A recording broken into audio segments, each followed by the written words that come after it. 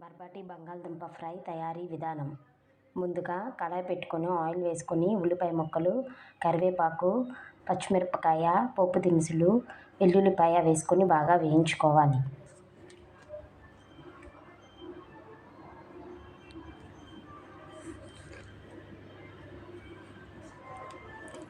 అవి బాగా వేగిన తర్వాత బర్బాటీని చిన్న చిన్న ముక్కలుగా కట్ చేసుకొని వేసుకోవాలి. ఇప్పుడు సరిపడినంత ఉప్పు వేసి బాగా కలుపుకోవాలి. ఇప్పుడు మూత పెట్టి కొంచెం సేపు మగ్గనివ్వాలి.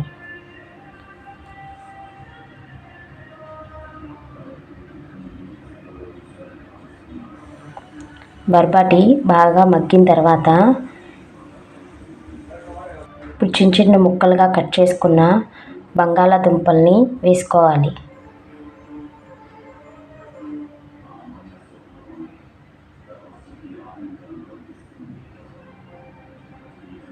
ఇప్పుడు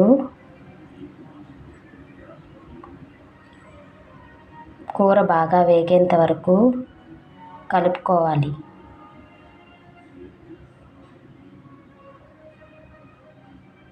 కూర కొంచెం వేగిన తర్వాత